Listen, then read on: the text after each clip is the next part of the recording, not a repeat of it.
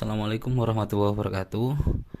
Oke, kali ini kita akan belajar tentang materi kelas 8, yaitu tentang relasi dan fungsi. Nah, di sini nanti kita akan belajar mengenai apa itu relasi dan apa itu fungsi. Dan bagaimana konsep-konsep tentang relasi dan fungsi tersebut di matematika kelas 8. Relasi sudah, kemudian kita akan beranjak ke fungsi. Apa sih fungsi itu? Bedanya apa dengan relasi? Kok dibedakan relasi sama fungsi? Nah, di fungsi ini nanti yang akan kita bahas terkait konsep fungsi yang pertama. Kemudian yang kedua adalah fungsi korespondensi satu-satu. Kemudian yang ketiga notasi fungsi. Yang keempat adalah unsur-unsur fungsi. Nah, ada 4 sub materi yang akan kita bahas di fungsi. Untuk yang pertama terkait konsep fungsi. Konsep fungsi ini fungsi atau pemetaan itu merupakan relasi khusus yang memasangkan setiap anggota himpunan A dengan tepat satu anggota himpunan B. Nah, ini definisi dari fungsi atau pemetaan. Jadi nama lain fungsi ini adalah pemetaan.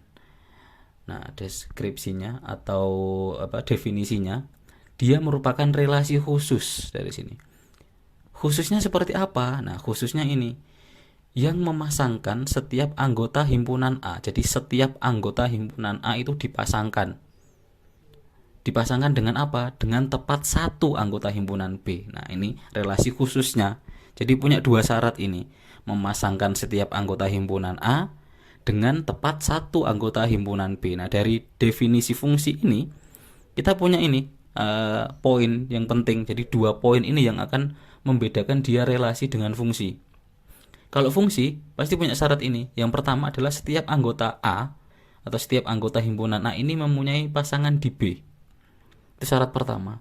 Syarat keduanya, dari setiap anggota A yang dipasangkan tadi, dia itu dipasangkan dengan tepat satu anggota B. Jadi pasangannya cuma satu.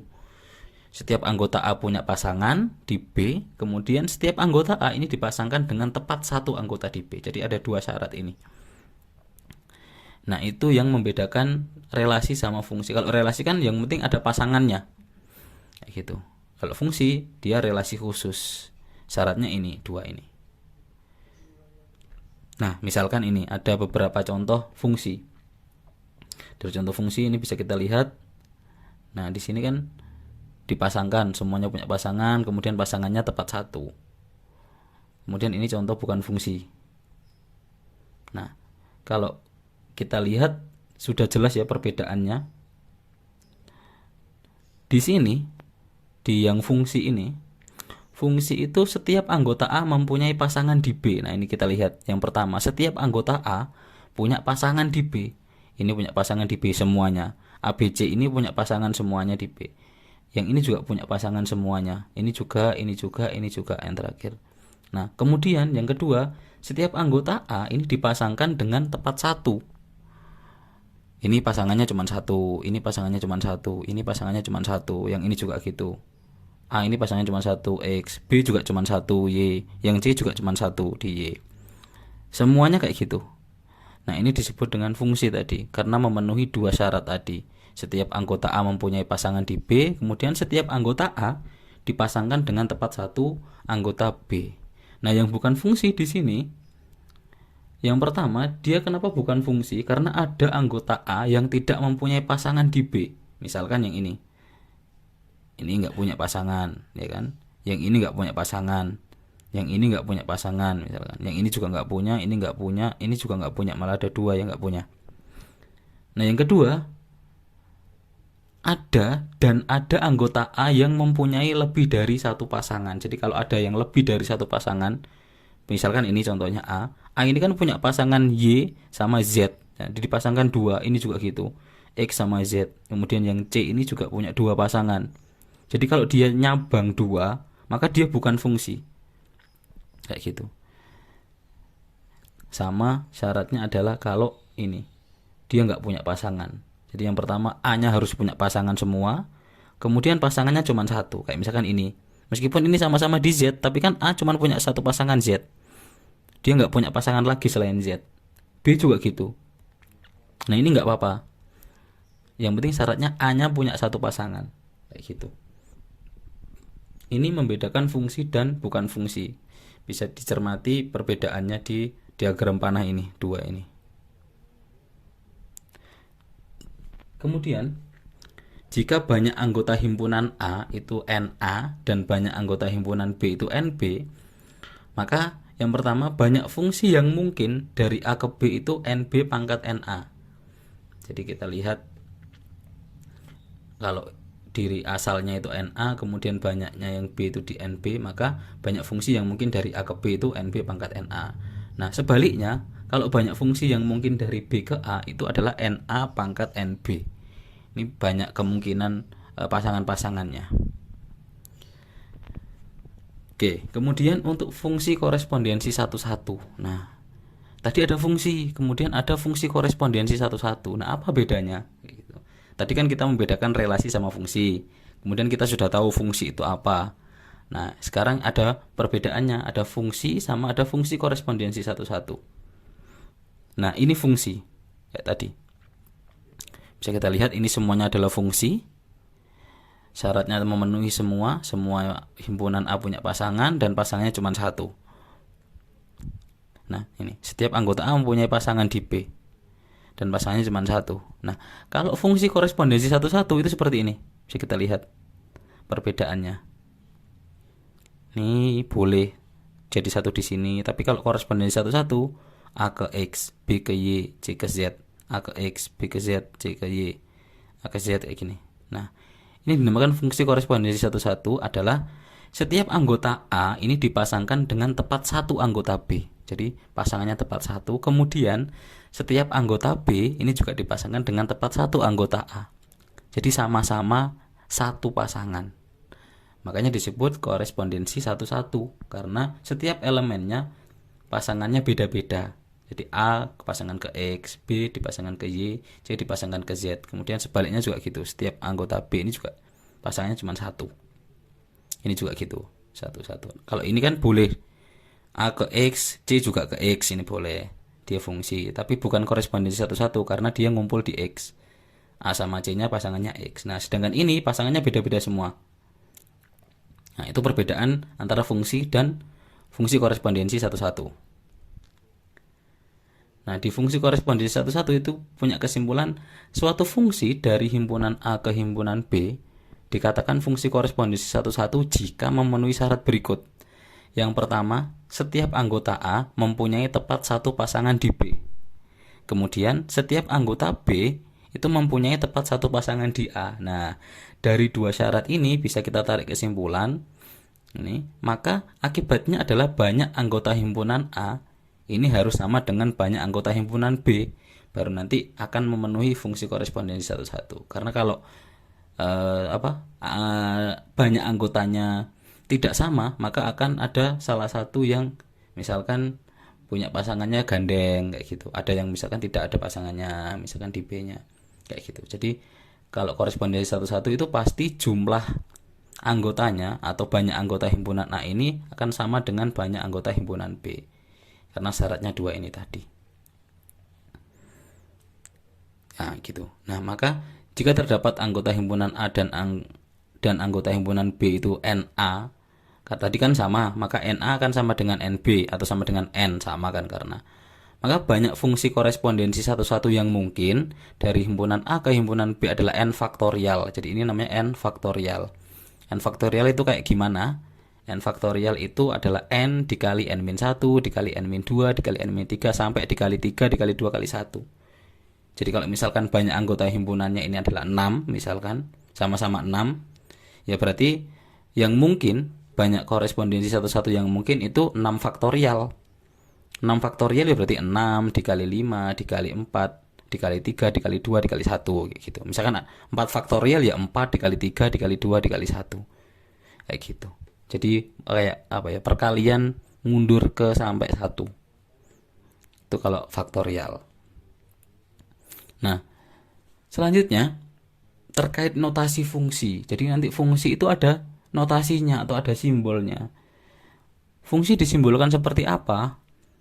Biasanya fungsi itu dinotasikan dengan huruf kecil. Misalkan ini F, G, H atau yang lain. dia huruf kecil biasanya. Misalkan ini F.2A panah B. Nah, ini bacanya gimana? Jadi ini fungsi F. Nah, ini fungsi F itu memetakan anggota himpunan A ke anggota himpunan B. Nah, ini bacanya gitu. Jadi A ini sebagai asalnya, kemudian B itu sebagai yang dipasangkan biasanya kayak gitu. Nah, ini bacanya adalah fungsi F memetakan anggota himpunan A ke anggota himpunan B. Itu fungsi. Kemudian ada juga yang bentuknya seperti ini. Fx panah Y atau Y sama dengan Fx kayak gitu. Nah, ini fungsi F itu memetakan setiap X anggota himpunan pertama. Jadi ini kan dia bukan himpunan ya, tapi dia ini elemen. Kalau himpunan kan simbolnya huruf besar. Jadi fungsi F ini memetakan setiap X anggota himpunan pertama karena dia asalnya ke Y. Y-nya ini adalah anggota himpunan kedua kayak gitu. Y dari himpunan kedua. Kayak gitu. Ini juga gitu, sama. Yang dipetakan adalah ini X ke Y. Nah, ada unsur-unsur fungsi. Kalau misalkan ada fungsi ini kan X sama Y, misalkan di sini. Kan anggota X ini anggota himpunan pertama, kemudian Y ini anggota himpunan kedua. Ada fungsi F yang memetakan ini X ke Y, X ke Y, X ke Y. Di sini, maka ini Y sama dengan Fx. Y-nya ini kan memetakan X dengan fungsi F kayak gitu. Nah, ini Y sama dengan Fx. Nah, di sini unsur-unsur fungsi itu ada apa aja? Yang pertama, dia ada yang namanya domain atau daerah asal. Daerah asal itu himpunan pertamanya. Jadi dia berasal dari mana? Kalau di sini kan himpunan asalnya adalah ini yang X ini. X1, X2, X3. Ini domainnya atau daerah asalnya. Semuanya himpunan pertama. Nah, kemudian unsur berikutnya ada kodomain. Kodomain ini daerah kawan. Daerah kawan itu pasangannya. Jadi himpunan semuanya ini. Daerah kawan. Kodomainnya apa? Ya ini semua. Y1, Y2 sama Y3 misalkan. Jadi semuanya ini merupakan kodomain atau daerah kawannya dari ini tadi. Nah, yang terakhir ada namanya ring atau daerah hasil. Daerah hasil ini kita lihat di sini. X1 ini dipasangkan ke Y1, X2 dipasangkan ke Y1, kemudian X3 dipasangkan ke Y3. Nah, daerah hasil itu merupakan kodomain yang mempunyai pasangan di X ini. Atau dia yang dipasangkan atau hasilnya. X1 ini kan kalau dari dipetakan menggunakan F, ketemunya Y1. Nah, ini hasil Y1. Maka di sini ringnya adalah Y1 sama Y3. Atau daerah hasilnya adalah Y1 sama Y3. Itu perbedaannya sama kodomain. Kalau kodomain semuanya. Kalau ring itu yang punya pasangan tok. Nah, itu perbedaannya dari kodomain sama ring. Misal ini ada lagi ini, ada himpunan A sama himpunan B. Kemudian ada fungsi F yang memetakan anggota himpunan A ke himpunan B misalkan. Nah, dari sini. Kalau kita lihat, nah ini fungsi F yang memetakan himpunan A ke himpunan B. A itu kan 1 2 3 4.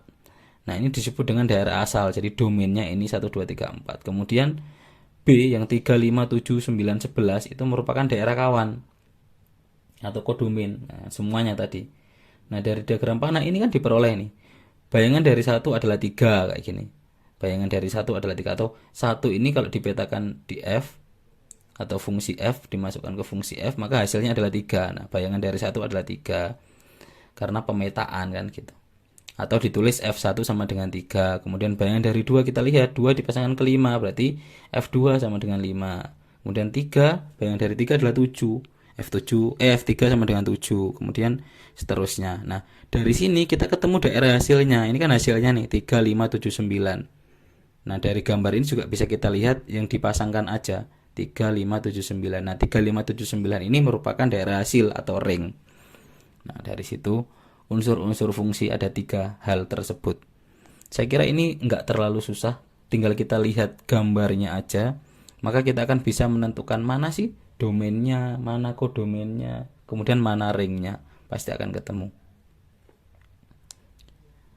Nah, di sini kalau ada Fx sama dengan Y ini merupakan rumus fungsi dan disebut sebagai bayangan atau peta dari X kayak gitu. Jadi Y itu peta dari X. Y itu petanya dari X. Di sini fungsi F itu memetakan X ke Y kan gitu tadi.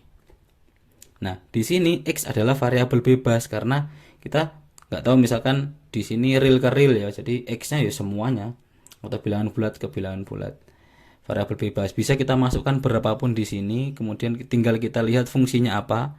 Nah, nanti kita lihat Y-nya. Y akan dipengaruhi dari X. Makanya disebut Y-nya ini variabel terikat karena dia terikat dengan X-nya yang dimasukkan berapa. Misal ada Y sama dengan Fx, ini adalah 2x plus 3 gitu. Jadi fungsinya adalah Fx sama dengan 2x plus 3. Maka kita akan memetakan semua nilai X ini ke sini biar ketemu Y-nya. Misal di sini. Kalau kita nyari F0 atau X-nya sama dengan 0, maka F0 sama dengan 2 dikali 0, X-nya diganti 0 ditambah 3. Nah, 2 dikali 0 kan 0 ditambah 3 3. Nah, Y-nya di sini 3. Kayak gitu. Tapi Y ini terikat karena dia menyesuaikan dengan nilai X tadi. Kalau X-nya 0, Y-nya 3. Nah, kalau X-nya 1 dimasukkan ke sini. 2 dikali 1 2 ditambah 3 5. Nah, di sini kan yang bebas adalah X-nya. Kita bisa memasukkan berapapun nilai X di sini. Y-nya mengikuti nilai X. Makanya disebut X-nya adalah variabel bebas, Y-nya adalah variabel terikat. Kita masukin. Misalkan F-1 ya kita masukin. X-nya diganti min 1, 2 dikali min 1 ditambah 3. Ini min 2 tambah 3 1. Begitu dan seterusnya kalau kita mau nyari lagi. Itu untuk materi relasi dan fungsi. Saya kira nggak terlalu susah, bisa dipelajari kembali nanti kalau misalkan ada yang bingung. Oke, terima kasih, sekian.